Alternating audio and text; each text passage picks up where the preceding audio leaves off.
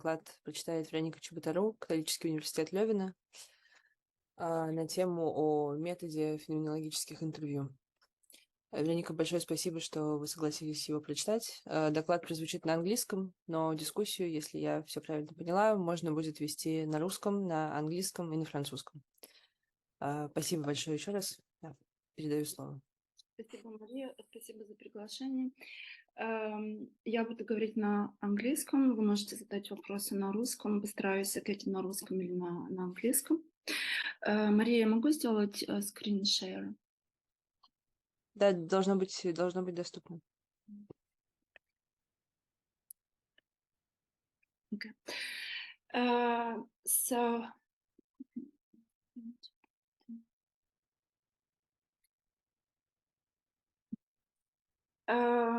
Okay, so I'm going to talk today to you about phenomenological, the method of phenomenological interviews. Maria, please tell me if I speak more than 40 minutes because I didn't really count the time. Maria invited me to take part in this conference, which is devoted to phenomenology as a practical method. And I thought immediately about phenomenological interviews because I think that it is one of the best examples about how phenomenology can be used in practice and how it can be applied actually to concrete research topics. So phenomenological methods is a quite new actually investigation method, quite recent. As far as I know, the first person who applied this method was Pierre Vermeersch in an article that he published in 1994. So as you can see, it's as old as a couple of decades. Then also Nathalie Desprats used this more recently, this method, particularly in clinical context.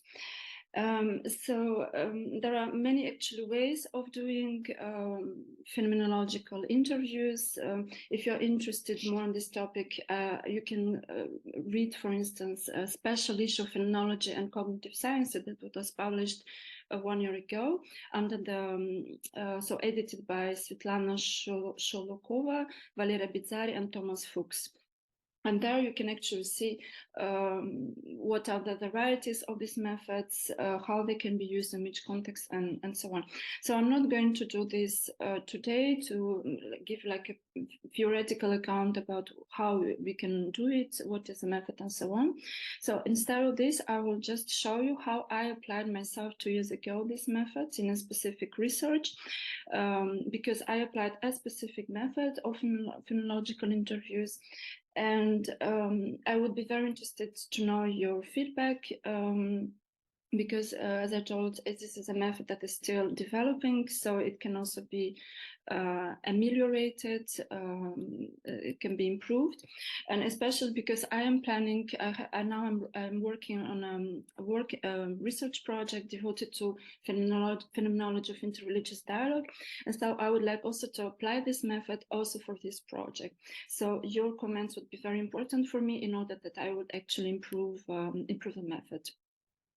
So 2 years ago, I applied this method in a specific research that was devoted to the distinction between religion and spirituality.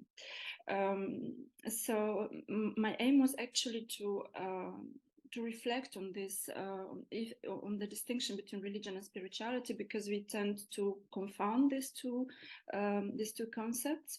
I worked with a very specific case that is according to me an example of spiritual experience, and that is not religious, namely the example of Chinese martial arts, because I have been practicing myself since many years martial arts, and so in this context I applied the phenomenological interviews, and you will see now exactly how I did. So what are the questions that I asked, how I analyzed the results from a phenomenological perspective, and so on.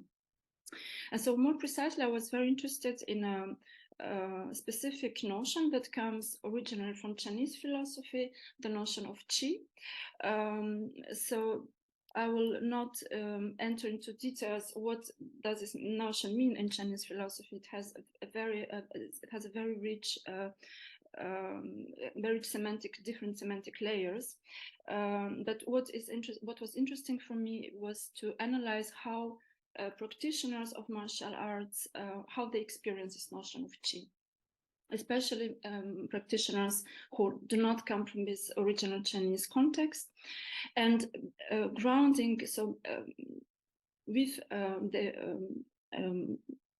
this result actually of the interviews, I came to the conclusion that you can find some specific features of a spiritual experience, of which the experience of qi would be an example.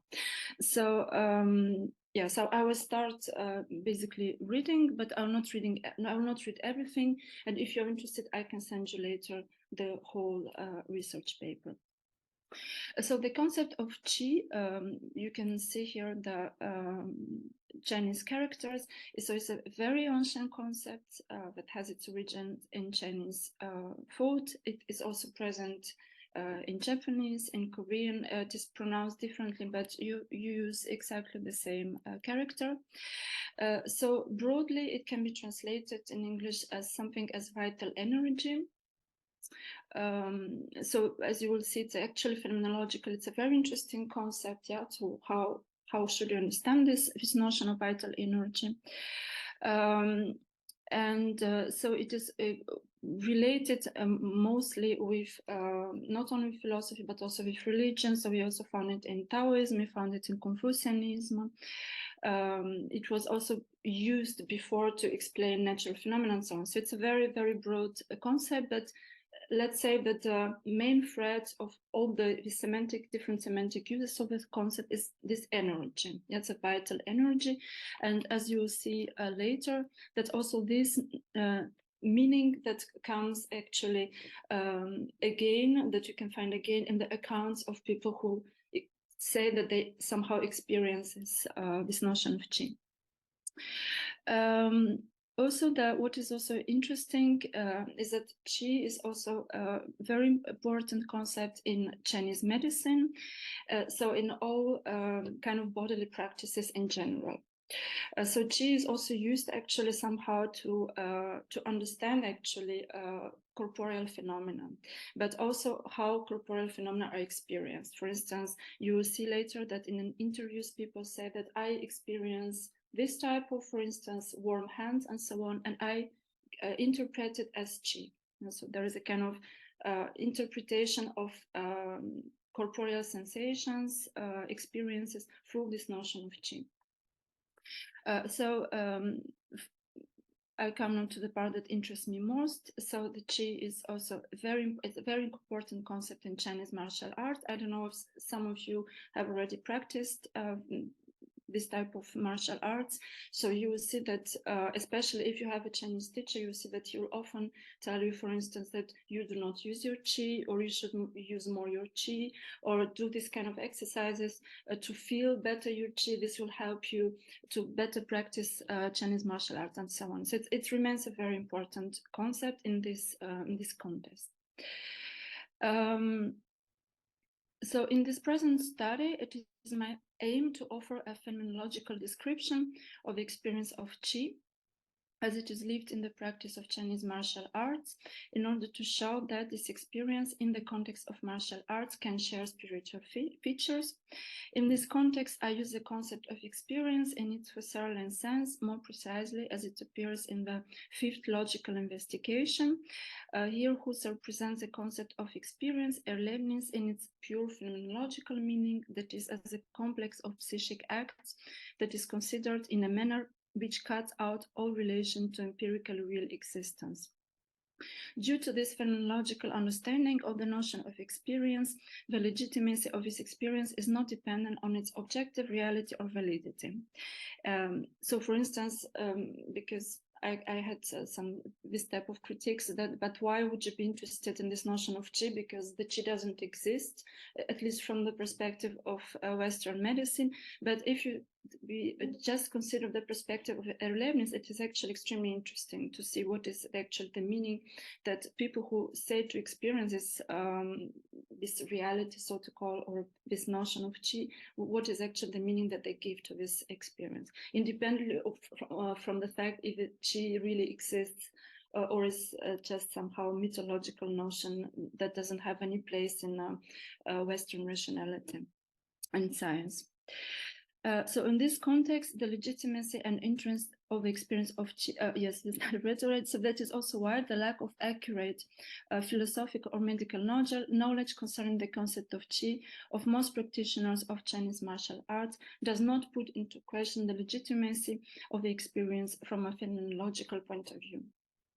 Thus, we can see the potential of a phenomenological notion of experience for the research related to spirituality, since what is central for spirituality is a subjective lived experience and not its objective content, which can be problematic and unproven. At the same time, the phenomenological understanding of the concept of experience does not dismiss the subjective lived experience as a mere subjective and thus problematic experience, since it brackets its objective value and thus does not measure its value with regard to its objective, or you could say a scientific content. So the first part of my analysis is based on the phenomenological research method, because its first scope is to describe the subjective lived experience of chi in Chinese martial arts, while showing at the same time some transcendental universal features of every human experience that this particular type of experience reveals. So what is actually important, and also you will see through the use of phenomenological interviews, that we do not remain only on the pure subjective level. This is, of course, this is crucial, and phenomenological interviews can be extremely interesting to describe also the variety and richness of subjective experiences, lived experiences related to a specific phenomenon, in our case, the phenomenon of chi. But what is also very important is to show that there are also some general phenomenological structures that underlie these distinct subjective lived experiences. And so the phenomenological research method is most suitable for this research objective. So grounding on this phenomenological description, I argue in the two subsequent parts of my article that the experience of chi, as it is lived by practitioners of Chinese martial arts, is a spiritual experience that at the same time is not religious. So I will start reading this first part, where I show actually how I effectuated these phenomenological interviews, what are the results, and if I have time, I could also show you what were the conclusions actually that I draw based on grounding on these interviews for the description of spirituality as a specific phenomenon, if I have time. So Maria, please tell me if there will be remaining time. So I started with this crucial part, a phenomenological description of experience of chi in martial arts. What was the research method? So as a research method for this part of my study, I use a method of integration of qualitative research to phenomenological analysis. So this is essential for the phenomenological interviews. There is a part that is based on purely qualitative research, so that makes also the phenomenological interviews method interdisciplinary, because this qualitative research comes originally from social sciences. So that means also that phenomenology, if it applies phenomenological interviews, can learn a lot from social sciences, which has already an old tradition of qualitative research. So contrary to the quantitative research method, qualitative research is an empirical research method that is focused on non-numerical data such as emotions and subjective representations. Its data are collected through participant observation and interviews. So for this reason, this part of my study engages with the subjective way in which practitioners of Chinese martial arts feel the chi during their practice. And more precisely, the qualitative research method is used in two ways in the study. So first of all, it is based on interviews that I carried with 17 people, sometimes with follow-ups. Usually it is said that while, so this is also practice from social sciences, it is said that it is better not to have too many people when we interview. So this would be interesting if you are doing quantitative research for statistics, for instance, but for qualitative purpose, it is better to remain around 15 people, yeah, between 12 and 15 people. So I had like 17 people. So two of us who are these people that I interviewed, two of those people are students, one beginner and one advanced, and 13 of those people are Kung Fu, Tai Chi, or Qigong teachers. So all interviews study or teach in Europe, but in 3 different countries, France, Belgium, and Germany. 2 of them are of Chinese origin, and 1 of them is of African origin, has studied Kung Fu at the Shaolin Temple in China, which is a landmark place for the practice of Kung Fu, and is currently the cultural ambassador of his temple, and several of our participants studied in China.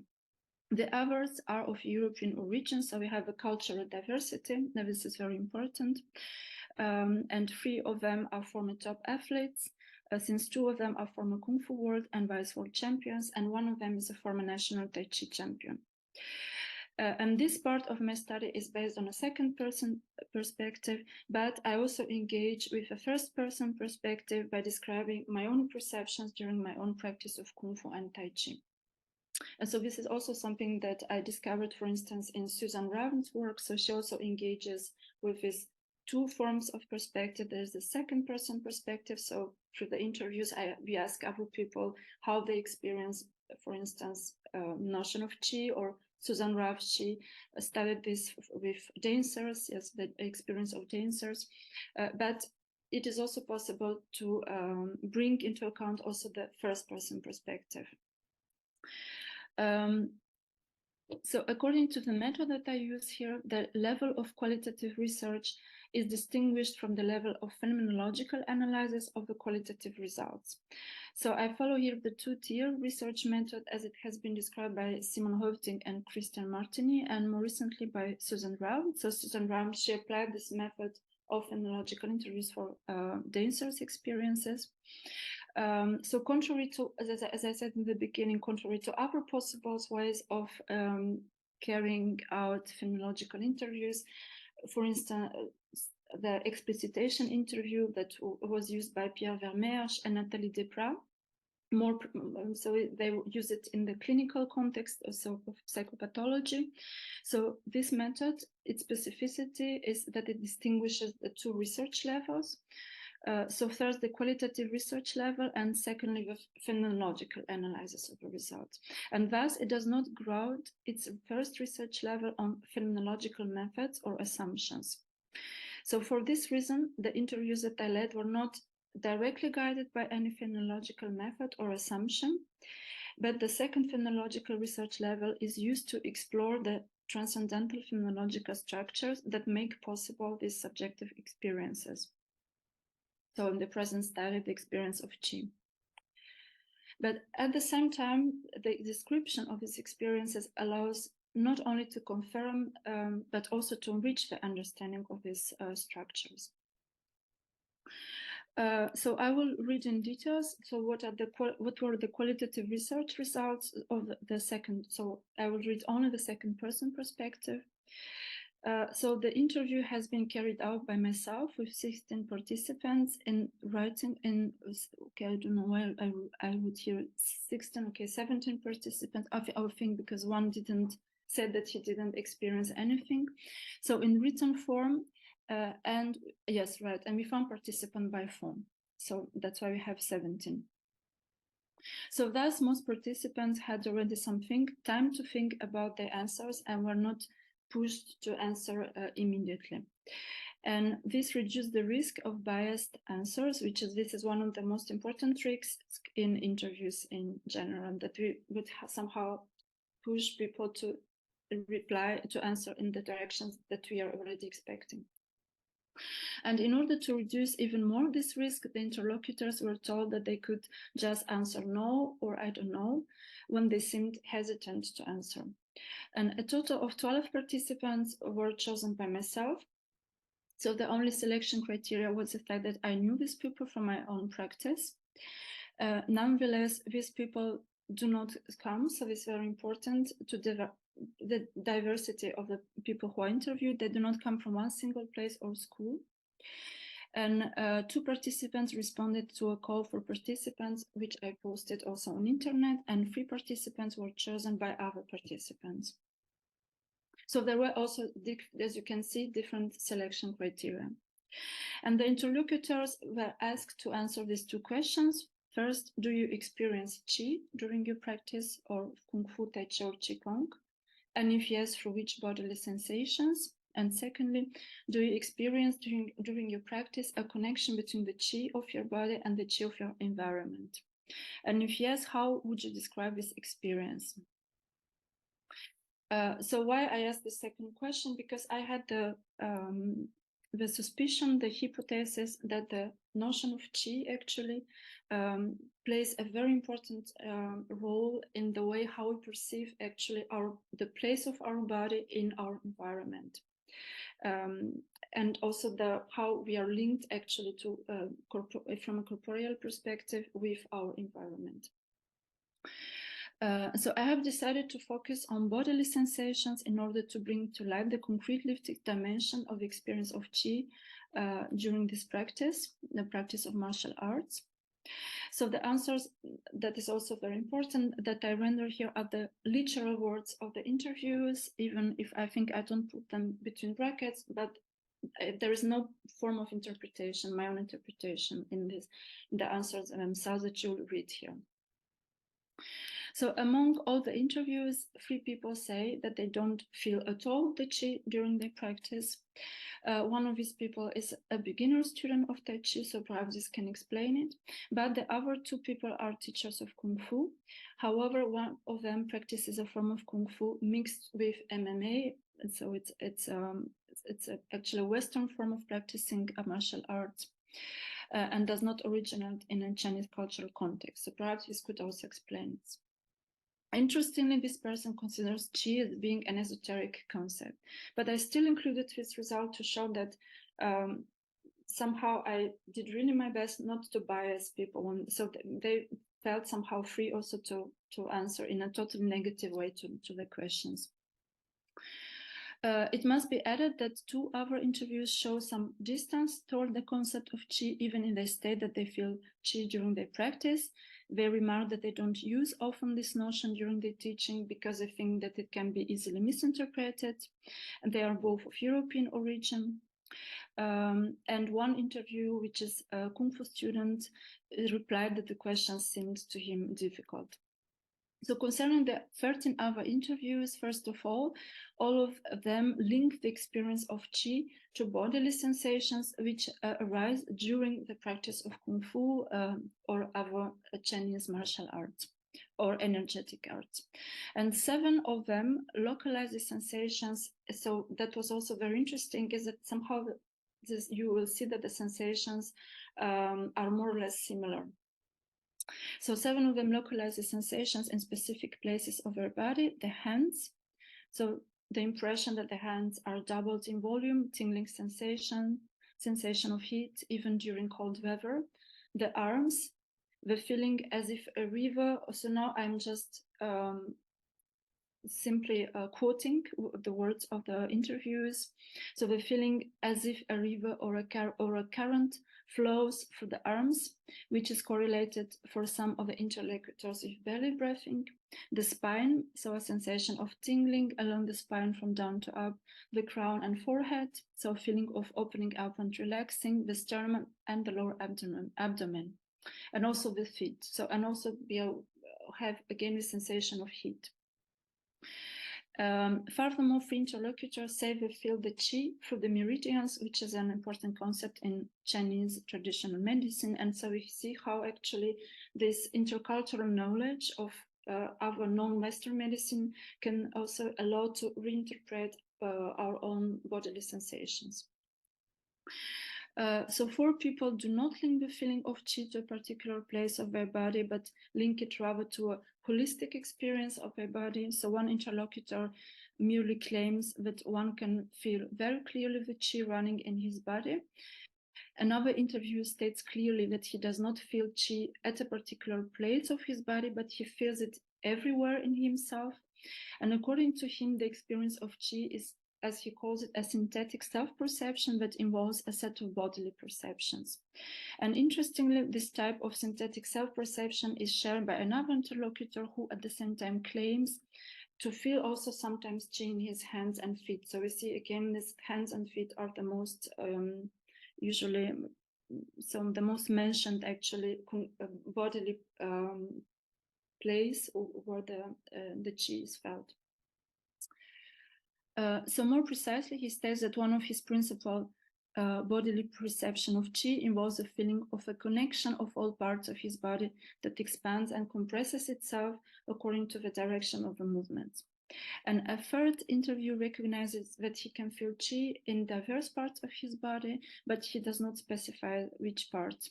He says that the specific parts depend on the direction of the flow of chi energy.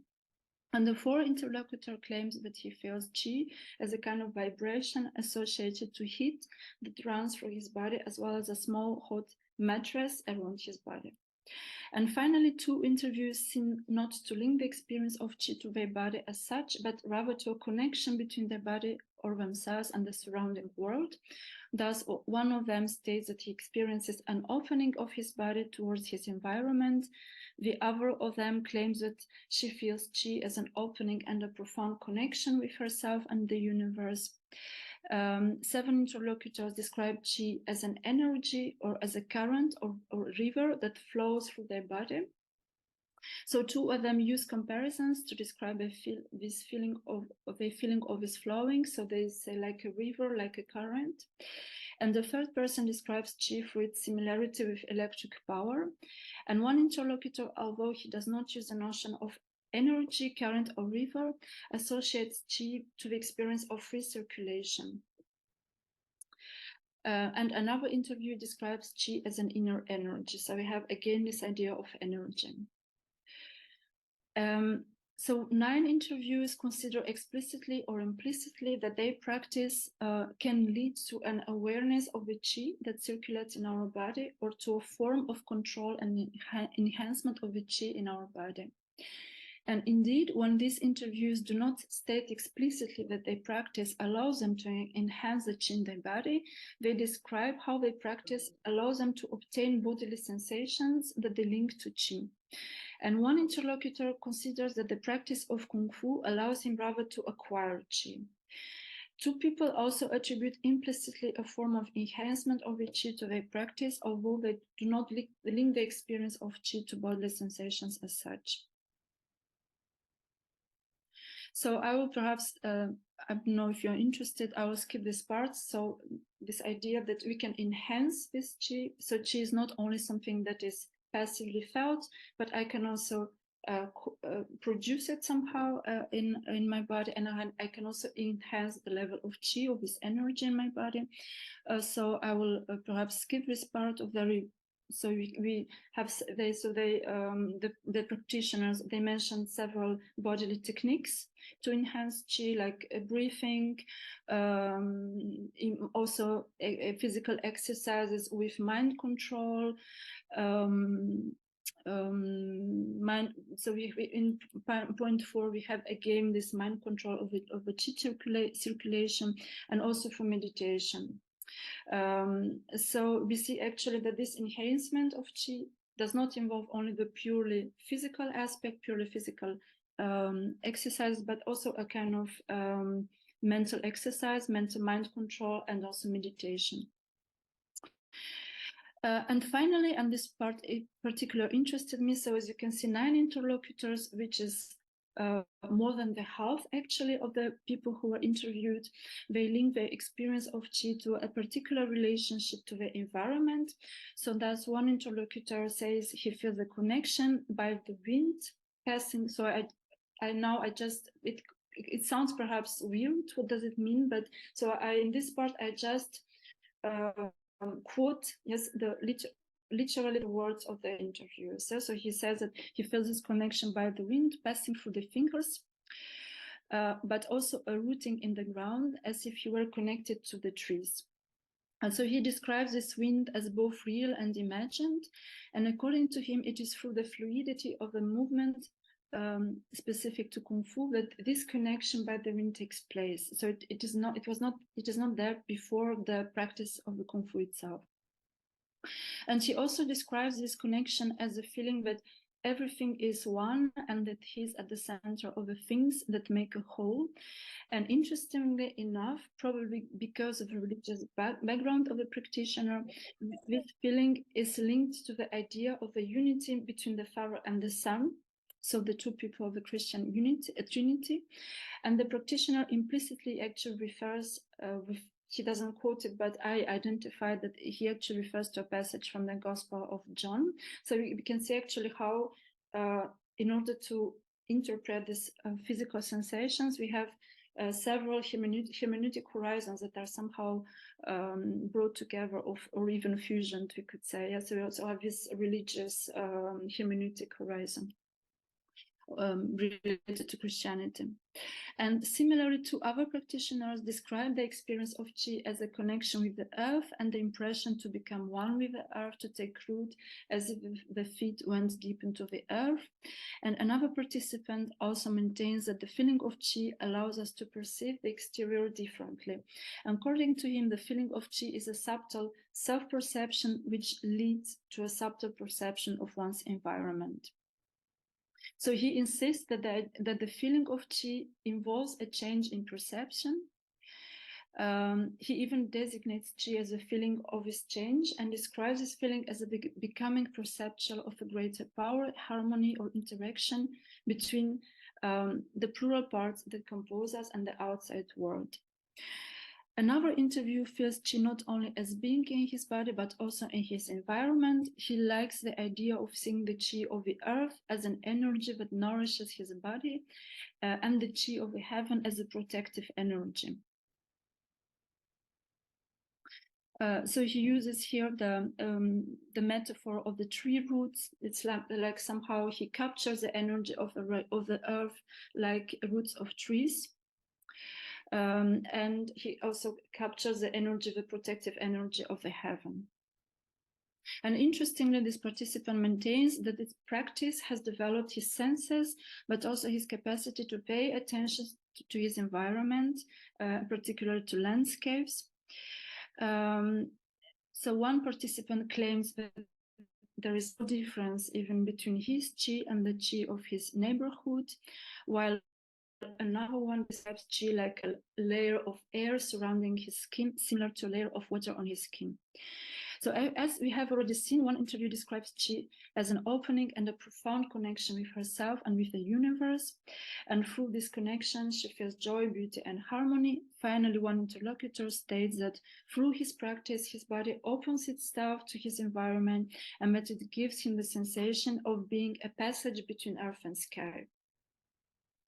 And what is important is that this participant says that it is a physical, so he feels this connection, this connection with his environment, and it's not a merely mental consciousness state. So I will skip the first person perspective, and so let's now summarize what are actually the main feature of all this, the results of the interviews.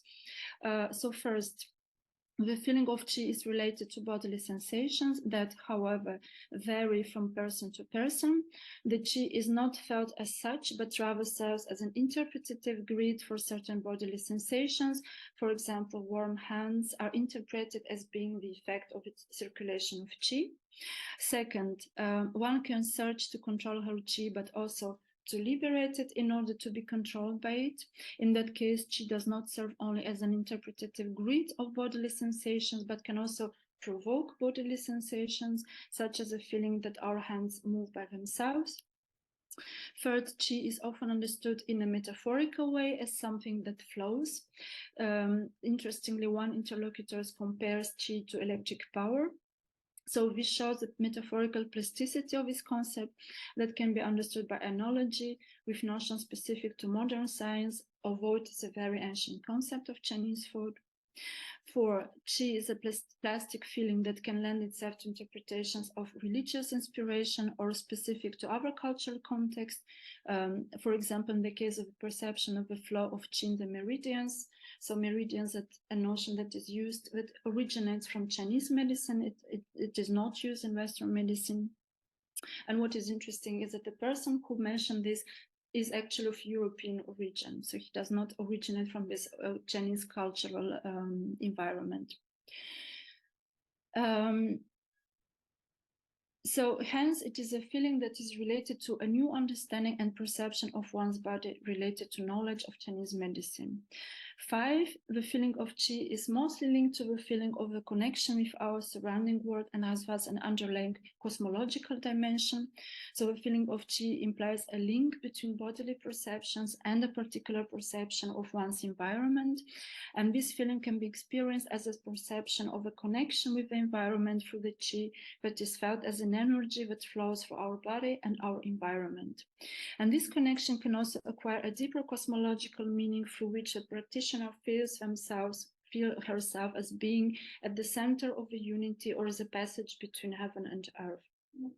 So to resume, qi can be experienced as a feeling linked to bodily sensations, but which cannot be reduced to this sensation, a hermeneutic and creative feeling at the same time, a metaphorical feeling, a plastic feeling, and a bodily cosmological feeling, so to call.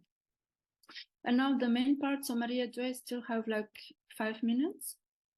So just to read this part, I don't know how long I'm already going. You have also 5 minutes, I think.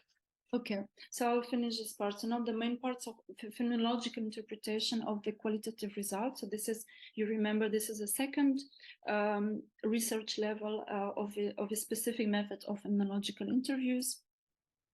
So these results feature 2 characteristics. So we can actually, if you now think what are actually the, so it looks very exotic and strange and weird, but if you now try to understand what is actually going on in these accounts and these experiences, we can actually identify 2 universal features of human experience, namely the experience of one's own body and the experience of the world through one's own body.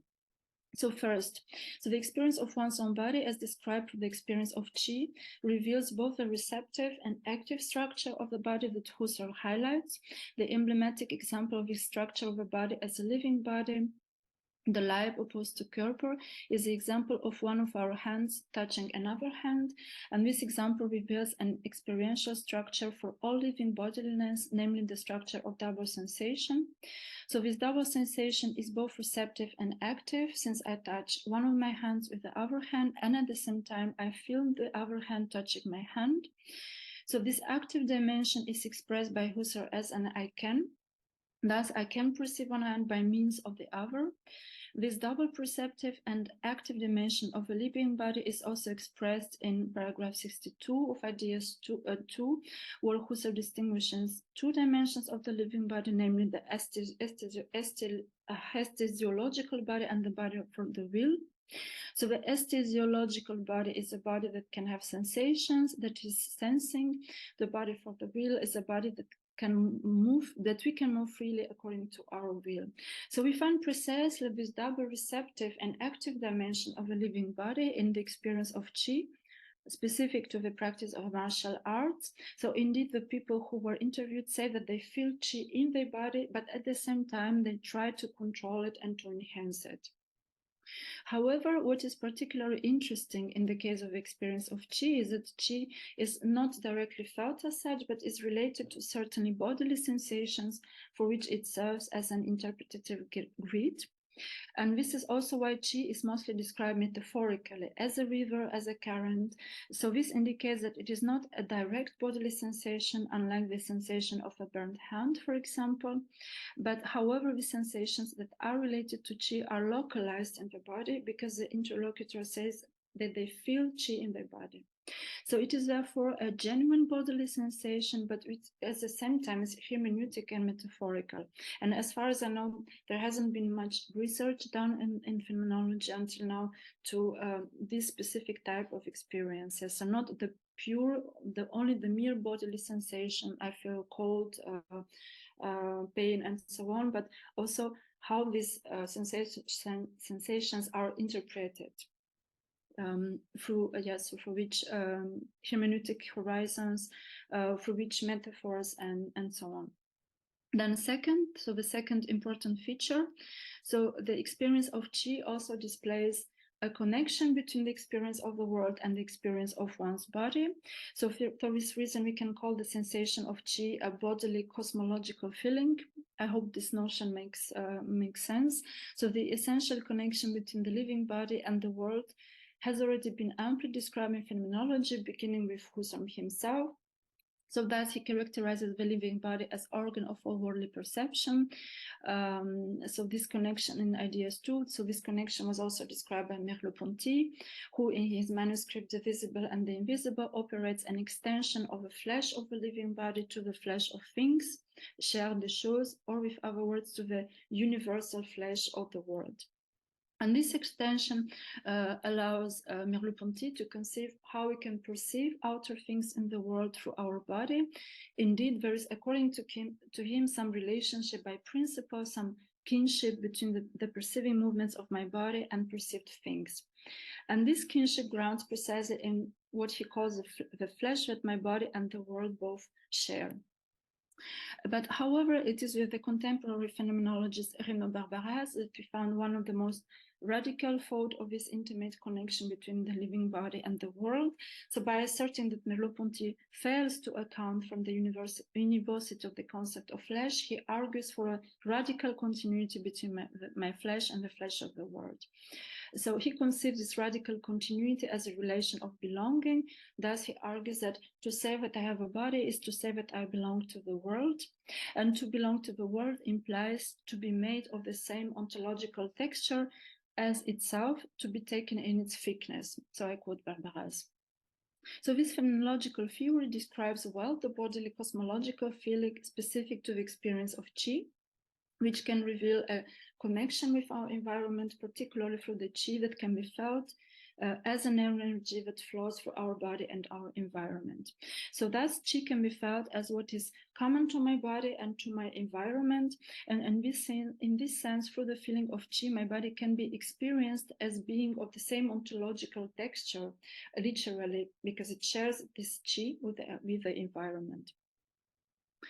So we can thus conclude that the experience of qi in Chinese martial and energetic arts, despite its very exotic and weird dimension, at least on a first glance, let's say more superficial glance, is actually revelatory of radical possibilities of human experience, at the core of which are fundamental transcendental structures of human experience.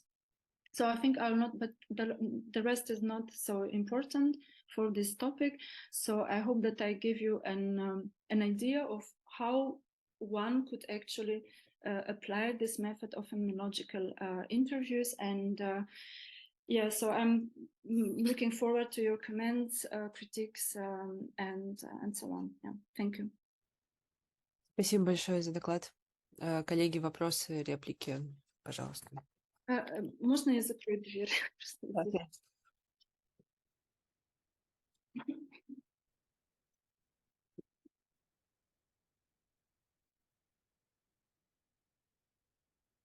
Да, пожалуйста, вопрос.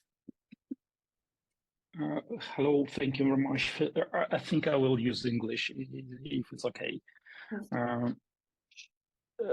I had actually two questions, and one is quite simple, and the other one is about the content of your study. The first one is about your terminology. I'm wondering why do you still use this term phenomenological interview when you explicitly stated that your interview method is not based on any phenomenological method or concepts or I don't know, phenomenology as a scientific discipline or not scientific or philosophical discipline. So if there is any sense to use it still after you kind of recognized that this is not the case of the strictly applied phenomenology. And the second question Sorry, yeah, you can ask first one. It's okay. Yeah. I'll forget the first question. Yeah, so why I use the notion, because there are actually two. So the interviews themselves are not. They could be actually phenomenological led, for instance, and it is done, for instance, by Nathalie Deprat in clinical context. But it is not the only possible method. But because a phenomenological interview, if it would be only reduced to the first layer of the research, so the interviews in themselves wouldn't have much value actually from. I mean, we couldn't make any conclusion. We couldn't draw any conclusion for them. So because they are the second level, which is the interpretation. Actually, what can we actually conclude from these results? Is phenomenologically led, as I tried to show, because there are some phenomenological concepts like the body, the life, the flesh, the link between the body and the world, that are actually used for interpreting the results of the interviews. So that's why I stick to this name, because the whole method as such is not used actually outside of phenomenology in social sciences. So that's a reason. Okay, yeah, I get it. The second question, but a short comment. Actually, it's very interesting. I'm not familiar with this tradition what you mentioned of phenomenological interviews, but I'm familiar with some attempts, at least, to apply phenomenology in psychology. I'm not sure what you know the works of Amadeo Giorgi, the Italian psychologist who developed in 1970s the phenomenological approach to psychological phenomena, including subjective experience and so on. And I think he also developed a kind of method for phenomenological studies of these psychological phenomena. I think it's called phenomenography. And you can find some publications of him, I'm sure. How could you? So, Amadeo Giorgi, he's from Italy. I will send a link to some of his publications in the chat later. Okay. So it's a question that we can actually find some examples of using phenomenology, not just as an as a framework for interpreting interview data. We can actually build our interview on phenomenological notions and phenomenological concepts. So maybe when you're asking your informants about their subjective experience of feeling this fear or energy when doing martial arts, maybe you're using kind of not just the common qualitative interview method, but maybe some form of phenomenological method. But we can discuss later. I'm more interested in the second question. My second question is about the role of the teaching in this experience of Qi that you described. I'm wondering, did you consider in your study how the actual teaching of martial arts involved in this experience? I suppose I'm not familiar with this martial arts, but I suppose that from time to time the teachers or masters discuss with their pupils or the disciples the experience, and maybe sometimes we also discuss this notion of Qi. And for example, they can provide to the novices in the field, in the martial arts, some ways to describe their experience. For example, we can give them metaphors and things like that to describe their subjective experience. And later on, when you ask them about their experience, they may actually kind of reproduce these descriptions or these accounts that were already given to them by the teachers or other participants in these martial arts lessons and studies. Yes. So, did you consider this aspect of the situation? And if yes, can you share your observations about this part of this phenomenon? Thanks. Yes, no, this is a very good point, and I totally agree that there is a learned part. It is not this is also why I said that the chi cannot be reduced to the mere bodily sensations. Yeah. Actually, I'm not sure that we are also not learn somehow to feel pain and to express pain in a certain way. Yeah. It's not cultural also somehow. Absolutely. I'm not completely sure, but perhaps it's less obvious than in this case. And I can just give my own example. Indeed, I was taught actually how to feel chi by my own teacher who is of Chinese origin. So he for instance told me that you should gather your chi in your belly. You should somehow. I already was trained to feel that chi somehow in my belly and so on.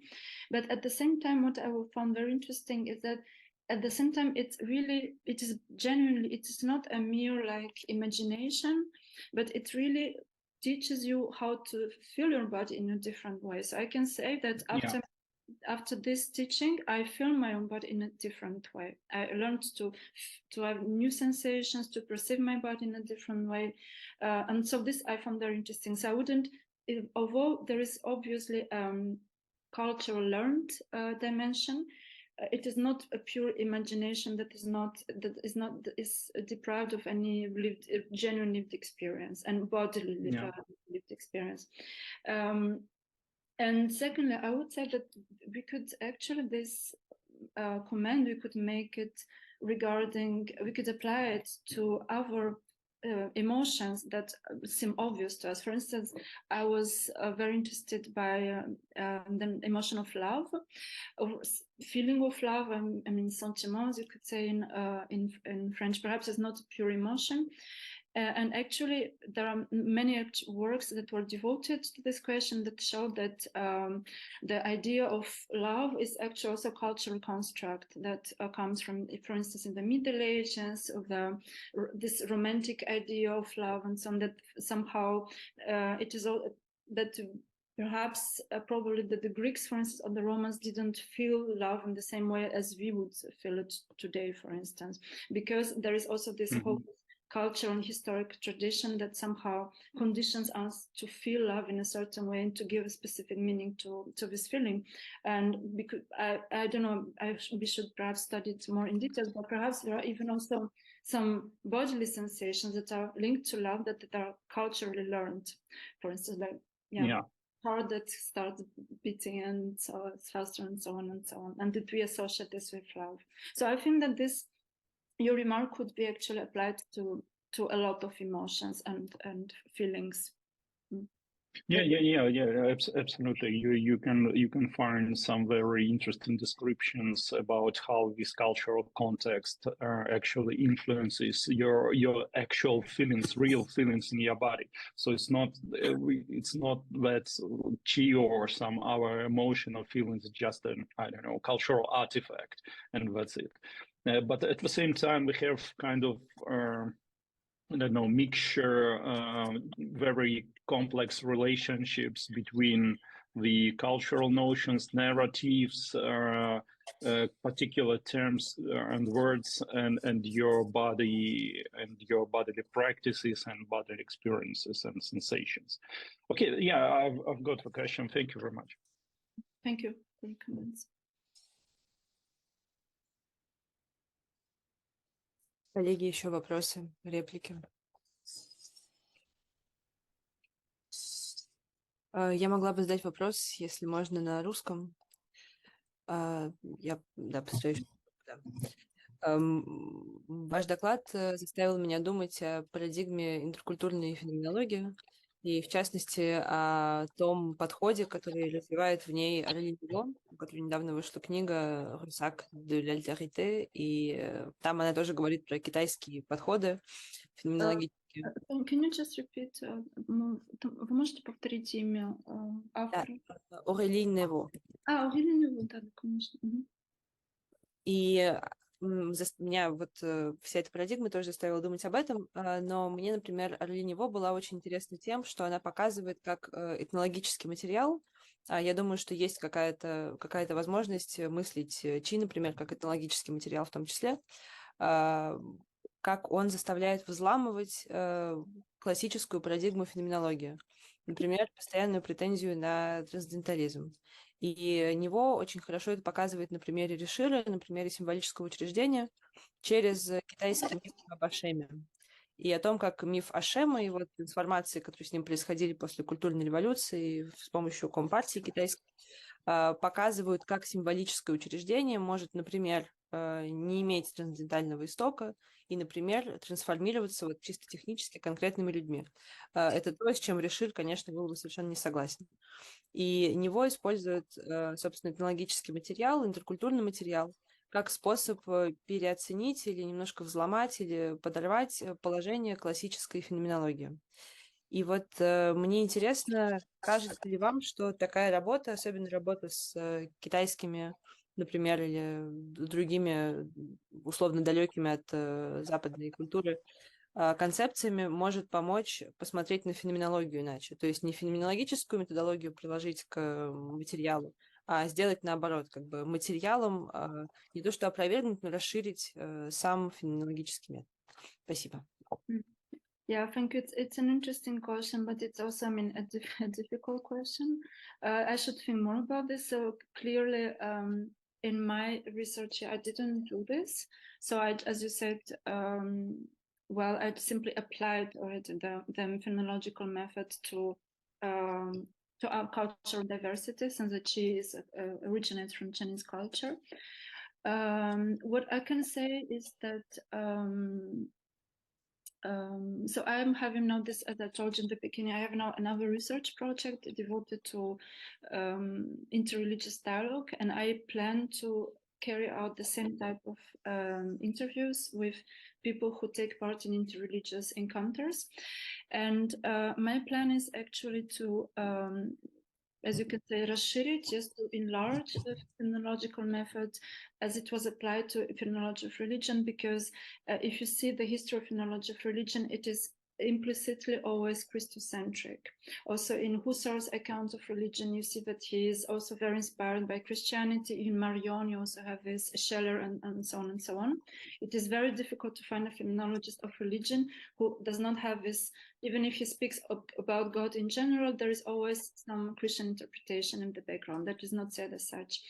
And from this perspective, actually this phenomenology of intercultural dialogue would allow me to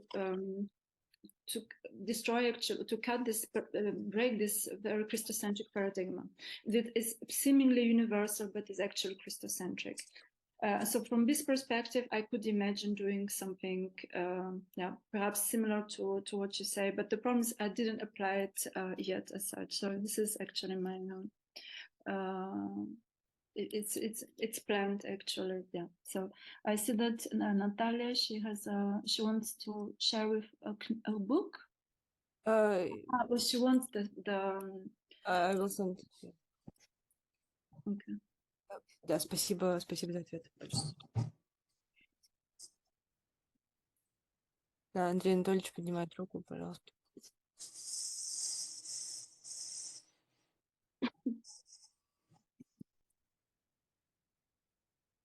Спасибо. Я тоже на русском. Вот буквально прикрепляясь к последним словам и к мысли о том, чтобы вывести какой-то опыт переживания ЦИ из-под, ну, так сказать, из-под языка сформированного в христианстве, или сформированного христианства, я-то, как бы отталкиваясь от этой мысли, наоборот, хотел бы вернуться от переживаний ЦИ, ну и вот конструкции, очевидно, которые окружают, к идее чуда в христианстве, поскольку это здорово напоминает выявление неких действительных идеальных структур мира. Да, вот ну, такой, собственно говоря, даже и не в христианстве, а даже и в античности, вот все эти походы к богам и прочее, вот, значит, мифология с принесением огня Прометеевым и так далее. Мне кажется, что по структуре-то это ведь достаточно близко тому, как, ну, опять, да, возможно, мы во власти языка описания, который вот сформирован таким образом, что из-под него очень трудно выбраться, что его очень тяжело редуцировать. Но я-то как раз хотел не редуцировать, а вернуться из ЦИ к опыту чудес и поставить вопрос так сказать, о реальных идеальных структурах или о реальном опыте чудов, ну, который вот реализовывался там в рамках, допустим, католической церкви. Вот можно ли таким образом посмотреть на это? Спасибо.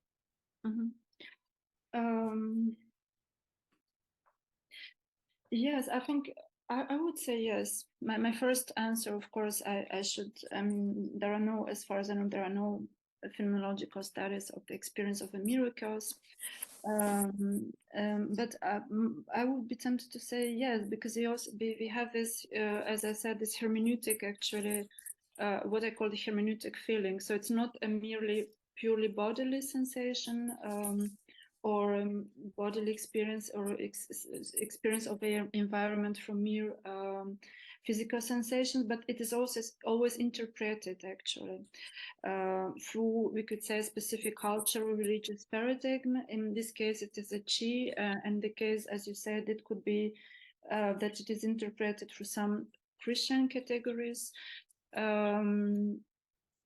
Because now, for instance, let's think about what Paul says, what he describes, how he became, how he converted to Christianity. So as far as I remember, he saw a light, and he heard a voice speaking to him. So this is a form of miracle, but he interpreted it that it is Jesus that talked to him. But he could have interpreted it also in a totally different way.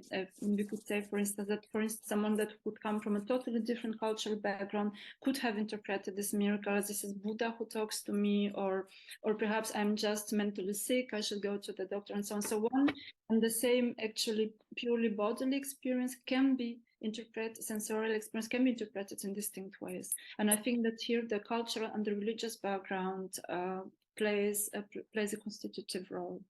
Yeah. So I don't know if it answers your question, but I think that there are no pure experiences of miracles. Like the experience of miracles has always a hermeneutic structure. It is because I experienced it in a certain way with a specific meaning. I interpreted it with a specific meaning that I experienced it as a miracle and not as a mere hallucination, physical phenomenon, and so on. So in that sense, there are some what you call, I'm not sure that I really understand this, but what you call ideal structures, right? If I understand well for you, it is a kind of hermeneutic structure, right? The interpretation in itself of the phenomenon, experience phenomenon. Does this make sense for you? Мой ответ был ясен? Ясно было или?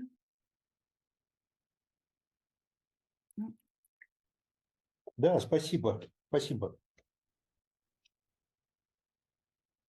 Да, спасибо большое. У нас есть еще другие вопросы. Михаил Алексеевич, пожалуйста. Да, коллеги, большое спасибо. Да, у меня не столько вопроса, сколько ремарка к вопросу Марии, да, который был задан. Вот только что, значит, просто, так сказать, мне кажется, важно обратить внимание, да, на то, что, так сказать, вот эта идея символического, которая не имеет трансцендентального истока, но это если выражаться, так сказать, словами Ришира, да, терминология Решира, она отнюдь не чужда, собственно, самой классической феноменологии. Да? Сама классическая феноменология уже содержит эту интуицию. Например, так сказать, если мы попытаемся прочитать, например, Гуссерля вот из этой перспективы Решира, да, конечно же, можно сказать, что, например, скажем, генеральный тезис, это вот и есть такое символическое, да, чей исток, так сказать, никогда не может быть, это принципиально стертый исток, да. И в этом смысле феноменология уже инкорпорирует в себя вот эту интуицию того, что есть, так сказать, такое символическое, необычное, да. Это не то символическое, которое проистекает, так сказать, из седиментации, да, из то, что называется вторичной пассивностью, так сказать, да. То есть некоторый опыт, который когда-то был, так сказать, изначальным, да, а потом отложился в некоторой исторической форме, и эта историческая форма как бы блокирует доступ к его изначальности. А вот есть, кроме, конечно, вот этой вторичной пассивности, есть же первичная пассивность. Да. И первичная пассивность – это как раз что-то вроде такого символического, которое всегда дано в регистре, так сказать, того, что всегда уже осуществилось, да, всегда уже произошло. Мы всегда к нему уже опоздали. Да. Если мы как-то и работаем с ним трансцендентально, то только, так сказать, исходя из этой ситуации, да, из того, что оно, так сказать, фактически всегда уже есть. Имешом, так сказать, в модусе некоторого трансцендентального перфекта, да, как сказал бы Мартин Хайдеггер. Вот, это просто ремарка, да, которая связана, указывает на это измерение, так сказать, самой фенологической классики, как мне кажется. Да, спасибо большое за эту ремарку, очень важную. Я просто хочу оправдать немножко то, что я имела в виду. Я оговорилась, потому что я имела в виду, что него как раз показывает, как в китайской компартии чисто техническим жестом в абсолютно конкретный исторический момент удалось перекодировать символическое учреждение, удалось перекодировать систему, что для Решира в целом невозможно. То есть Решир приводит конкретный пример, например, французскую революцию, там, про революционеров, но он не смог бы никогда позволить себе говорить об эмпирической такой конкретике прямо и называть условно по именам всех, кто нам кодировал символическое учреждение. А у него, благодаря ее этнологической работе, это получается. Там другой вопрос в том, как оценивать эти выводы, но у нее это получается. И она именно этим критикует Решира, говоря, что он, например, когда работает с кластером, он кластер немножко экзотизирует намеренно и подгоняет его под феноменологическую рамку, несмотря на его этнологическую, на самом деле, выучку. Вот, я, видимо, оговорилась, но в любом случае то, что вы сказали, это очень важно для и решировского проекта, и него проекта, поэтому спасибо большое. Большое спасибо. Коллеги, есть ли еще вопросы по поводу прозвучавшего доклада? Если нет, то еще раз спасибо большое, Вероника, за согласие выступить, за такой потрясающий доклад.